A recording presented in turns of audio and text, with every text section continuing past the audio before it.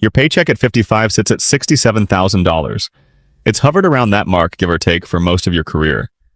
Not precisely, mind you. There were cost of living bumps some years, a modest step raise at one job, a small pay cut when you switched to a role you liked more at a company that paid a touch less.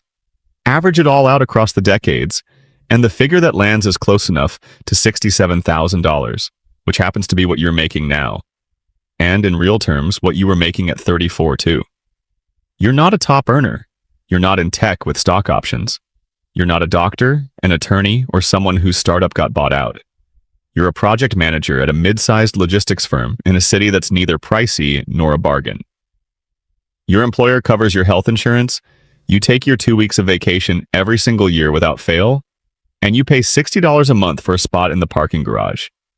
You're retiring this Friday.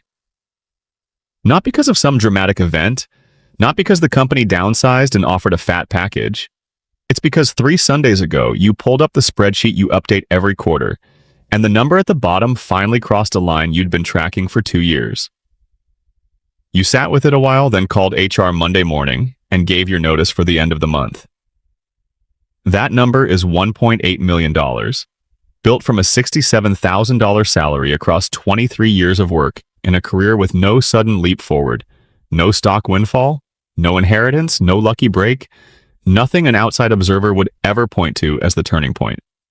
The real turning point was a random Tuesday at age 32, when you bumped your 401k contribution from 6% to 24% and set up an automatic $400 monthly deposit into a Roth IRA, quietly deciding that the space between what you earned and what you spent was the one thing fully within your control and resolving to control it for however long it took.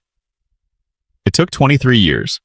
This is what 23 years of a stagnant salary paired with a guarded gap can produce. And it's proof that the paycheck itself was never what generated the wealth. The gap was. The entire personal finance world is built on the premise of rising income. Every framework, every strategy, every article telling you how to get rich assumes, at its core, that the road runs through a bigger number on your pay stub. Ask for the raise, jump ship for the 20% bump. Learn the skill that commands top dollar. Launch the side hustle that eventually replaces your main job. The wealth story, as it's usually told, is a story of climbing income. You didn't climb, not for lack of effort either. You asked for raises twice at 2 different companies with 2 different bosses. The outcomes were a 3% bump and a 2.5% bump, both of which got swallowed whole by the following year's inflation and never registered as anything in your checking account. You went for a senior position at 38 and didn't land it. You interviewed with a rival company at 42 and got an offer for $4,000 more annually, which, once you factored in the switching costs, the longer commute, and losing your seniority for benefit purposes, along with a fresh probation period before the 401k match kicked back in, wasn't actually a meaningful upgrade. So you stayed put. You accepted the number as it was. You stopped treating the climb as the thing that mattered most. That's the call most people can't bring themselves to make because our whole cultural narrative around work is built on the idea of rising income, and accepting a flat, one can feel like accepting defeat rather than recognizing that income was never the actual point. The point was always the gap. At 32, your salary was $61,000. Your spending that year came to $38,000. That left a $23,000 gap, not all of it investable after taxes, but enough that between the Roth and the 401k, $14,400 a year was flowing into investments from a salary most financial independence advice would call too small to retire on. You retired on it anyway. Here's the rule: the salary is just the raw material, the gap is the engine. Every piece of wealth advice that starts with earn more gets the raw material right and stays completely silent on the engine. Double your income while doubling your lifestyle, and you're left with the exact same gap as before. Same engine, same outcome. Someone earning $67,000 and spending $38,000 builds wealth at the identical rate as someone earning $134,000 and spending $17,000. The number on your paycheck isn't the variable that matters. The distance between that number and what shows up on your spending statement, that's the variable. Invest that distance consistently, and that's the whole strategy right there. The decision itself wasn't dramatic. You'd been putting 6% into your 401k simply because that's what the default HR paperwork said, and you never bothered to adjust it. The employer kicked in another 3%, so 9% of your salary was heading into retirement, which sounds fine until you actually project what that produces by retirement, age, and realize fine and enough aren't the same thing. You open a Roth IRA one random Wednesday night, not out of some grand plan, but because you had a browser tab open and the very specific unease of someone who just did the math on 9% of $61,000, compounded for 30 years at 7%, landing at $487,000. Nowhere near what you'd actually need on the other side of a working life. So you push the 401k contribution up to 24%. You automate another $400 a month into the Roth. Combined, that's $19,300 a year going into investments. Not a huge number on its own, just over 31% of your gross pay. At a 7% average annual return over 30 years, $19,300 a year turns into $2.1 million. The math took 11 minutes to run. It reshaped the next 23 years. You don't upgrade the apartment, you don't upgrade the car. Nothing about your visible lifestyle changes because your visible lifestyle was never the problem. The problem was a 6% default sitting untouched, and now that's fixed. The Roth is funded, and the transfer fires automatically on the 2nd of every month before you get the chance to redirect it somewhere else. Your coworker Marcus lands a raise that same year, 8%.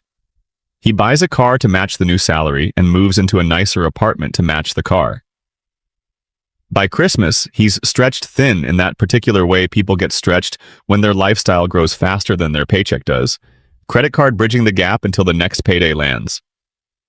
Meanwhile, you're still driving the same car, still in the same apartment, still investing 31% of a salary that didn't budge this year and won't budge much in most of the years to come.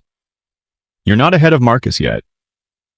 At 32, the difference between saving 31% and saving 3% on similar incomes doesn't show up anywhere visible. It takes years for that gap to become the thing explaining everything else. Here's the rule. At 32, the gap between two savings rates on identical paychecks is invisible. Lifestyles look the same, apartments look the same, cars look the same. The only real difference is a number sitting in a brokerage account that hasn't yet had the time to become the gulf between two very different lives. Compounding needs time to turn that gap into distance. At 32, the distance is just a promise the math has made, one the money hasn't cashed in yet. You hold on to that promise for 23 years, and the money finally delivers at 55. The stretch between 33 and 45 doesn't have much of a story to tell. Salary inches up here and there, a 2.1% cost of living adjustment 1 year, 1.8% another, 2 years with nothing at all, and 1 year with 3.5% that felt like something before inflation quietly ate it before it hit your checking account. Across that whole span, your nominal salary climbs from $61,000 to about $67,000. Adjusted for inflation, you haven't actually moved an inch. Spending stays flat, but by design, not by suffering. You eat well, take a trip once a year, keep a gym membership and decent coffee at home, a life that feels full in all the ways that matter, and flat because you chose it to be. Whenever a cost of living bump lands, it goes straight into the investment accounts rather than the lifestyle. The lifestyle was already calibrated at 32, and nothing about later raises changes that calibration. 3 moments test your resolve during these years. At 36, the market tumbles 19% over 6 months. Your 401k, sitting at $84,000 by then, drops to $68,000 on paper. You watch the number shrink for 2 months, checking it far more often than you should, then force yourself to stop checking and just keep contributing. You end up buying more shares at cheaper prices during the downturn. By the next year, the account has climbed back past where it was before the crash, and the shares bought during the dip are now worth more than what you paid. You file the experience away as proof, not that you need convincing, since you already believed it. At 41, your mother needs care that runs $2,200 a month. You cover $800 of it for 3 years. That means temporarily scaling back the Roth contributions and adding $9,600 a year to your expenses. You don't touch your existing investments. You don't borrow against the 401k. You absorb it through cash flow and rebuild the contributions once things settle. Those 3 interrupted years cost you roughly $34,000 in lost compounding down the line. You'd make the exact same choice again without a second thought. At 44, a recruiter reaches out about a role paying $89,000. You take the meeting, it's a real job with a real salary, and $89,000 is a genuinely meaningful jump from $67,000. You run the numbers. On your current path, you're 12 years out from your target. The higher pay would shave roughly 3 years off that. But the job comes with a 40-minute commute each way and management duties that would eat into the evenings and weekends your current role leaves untouched. You weigh what those 3 years are worth against the daily toll of a different kind of job. You turn it down, you stay at $67,000. You keep contributing. That's the rule. The flat stretches are where commitment gets tested and where people who started off right often start drifting. A market crash triggers panic selling at the bottom, a family obligation shrinks the contribution, and it never gets restored. A better paying job inflates spending faster than it inflates savings, and the gap shrinks instead of growing. None of these are character flaws. They're the predictable stress points of a 23-year commitment, and surviving them isn't about having superhuman willpower. It's about having made the decision so clearly at 32 that these pressure points become events to work through, not invitations to rethink the whole plan. Something shifts at $680,000 that changes how the entire project feels. At a 7% average return, $680,000 generates $47,600 in a single year without a single fresh dollar added. That's over 70% of your gross salary, produced not by the paycheck, but by the base that the paycheck built across 14 years of steady contributions. You run the projection again one Sunday morning, not out of anxiety, but because the numbers have shifted from theoretical to real. At your current savings rate and a 7% average return, the portfolio hits your target, the point where a 4% annual withdrawal covers your $41,000 in yearly expenses, in 9 years. 9 years from 46 lands you at 55. You sit with that number for a long stretch. Not quite excitement. Something quieter than that. The way certainty feels quieter than hope. What you're really feeling is the recognition that math you've trusted for 14 years, based on historical data rather than personal proof, has now started confirming itself with numbers big enough to feel real rather than theoretical. The portfolio is now doing more of the heavy lifting than the paycheck. At $680,000 generating $47,600 a year, and your own contributions adding $19,300, the market's yearly contribution is now more than double yours. You've become the junior partner in your own financial story. The portfolio has taken the lead role. Your job now is simply to keep contributing, stay out of the way of the compounding, and wait. And you're good at waiting. You've had 14 years of practice. Here's the rule: the shift at $680,000 marks the point where the flat salary stops mattering the way it did at 32. Once the portfolio contributes more each year than you do manually, income level becomes a secondary factor. The stagnant salary that felt limiting back at 32 is now largely beside the point, because the outcome is now driven by a base the salary built, one that now runs independently of the salary itself. The raise you never got would have sped this up. It didn't stop it from happening. Marcus calls one Thursday afternoon. He's still working. His salary now far outpaces yours. He got the promotions, jumped companies twice for bumps, and now earns $112,000 in a role demanding the kind of availability that means calls like this one happen from his desk rather than on his own time. He asks how the investing's going. You tell him it's going well. He asks for the balance. You tell him it's just over $1 million. He goes quiet for a second. He's got $180,000 in his 401k, not because he earned less than you across most of your parallel careers. He actually earned more starting around 36. Once the promotion started translating into real raises, but because each raise translated into lifestyle growth in near-perfect lockstep. The nicer apartment at 36, The car at 39 that matched his new director title. The school for the kids that cost what it cost because it was the right school in the right zip code, and the salary made it possible, and possible became the decision. He's not in trouble. His house has equity, his income covers his life. His 401k keeps growing off a base that's real even if it's smaller than it could have been. He'll retire eventually on some mix of the 401k, a scaled-back lifestyle, and Social Security, and it'll work out fine. But that Thursday call comes from a desk he needs to be at, for reasons that are as much financial as professional. The lifestyle his salary growth paid for needs the salary to keep flowing. The salary needs the job. The job needs him at that desk on Thursday afternoons.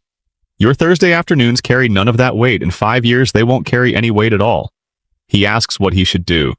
You tell him straight, max out the 401k, open a Roth, automate everything before it ever touches your checking account, and leave it alone as long as you possibly can. He says that sounds right. Says he should have started sooner. You tell him the best time was 20 years back, the second best time is right now. He laughs. You mean it? Here's the rule. The split between two similar careers that started at roughly the same place is almost never explained by income. Marcus out-earned you for the last 16 years. Your net worth is roughly 10 times his at the same age. The gap isn't the paycheck.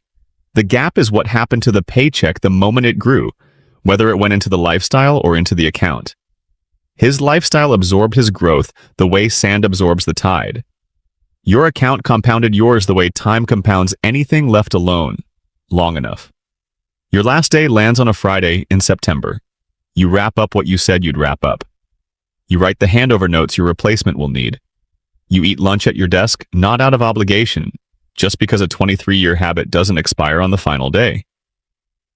You shake the hands worth shaking, you say the honest things worth saying, and skip the ones that would need a longer conversation than a last Friday allows.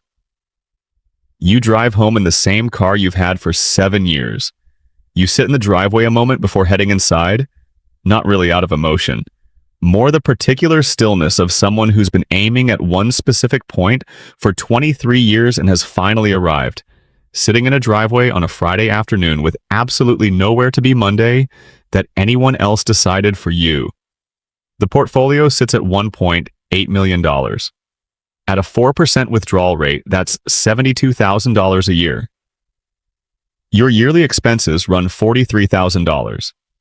That leaves a $29,000 cushion, comfortable enough that a rough market year doesn't force any lifestyle changes, and a strong one just adds to the base funding next year's withdrawal. You didn't earn your way here. The salary never produced this outcome. The salary produced the contributions. The contributions built the base. The base powered the compounding. The compounding produced $1.8 million over 23 years of a flat career at a logistics company in a city that's neither expensive nor cheap. You head inside, make coffee, sit by the window, the same window you've sat at every Saturday for the last 7 years in this house. Except today's Friday and tomorrow's Saturday, and Monday is no different from Saturday now, and neither is Tuesday, and neither is next September or the decade after that. The salary never climbed. The portfolio never cared. Here's the rule. Retiring at 55 on a salary that never grew isn't luck, and it isn't talent. It's simple arithmetic, a protected gap invested consistently long enough for compounding to build a base large enough to fund a life without needing the paycheck to keep coming. The salary was just the raw material. The discipline around the gap was the engine. The 23 years was the timeline. None of it demanded an exceptional income. It demanded one decision made at 32 and held steady through 33, 34, 41, 44, through every market drop and every recruiter's call, while the lifestyle stayed flat and the account kept growing until the account became large enough to make the paycheck optional. The paycheck became optional on a Friday in September. It had been heading toward optional since one ordinary Tuesday at 32. Most people spend their entire careers waiting for the paycheck to deliver the outcome. It was never going to. The gap always was the outcome. You just had to protect it long enough to find that out. Marcus is back at his desk on Monday, working through emails. He's got a 2 o'clock that'll run until 3:30 and a deliverable due by end of week he's slightly behind on in a Thursday call with Someone he'll take from his desk because his Thursday afternoons aren't really his own. His salary is $112,000. Yours is now zero. Last month, your portfolio generated $10,500 in growth alone, more than Marcus takes home after taxes in a month. Produced by a base that asked nothing of you beyond 23 years of the second of the month arriving, the transfer firing automatically, and the decision never being revisited just because a recruiter called, or the market dipped, or the raise never showed up. The raise never showed up. You retired anyway, not in spite of the flat salary, but because of exactly what you did with it. Every year it stayed flat, you protected the gap. Every year compounding that did what compounding does when it's left alone by someone who trusted the math and never mistook the paycheck for the actual engine. The engine was never the salary, it was always the gap. And the gap is still running, it always will be.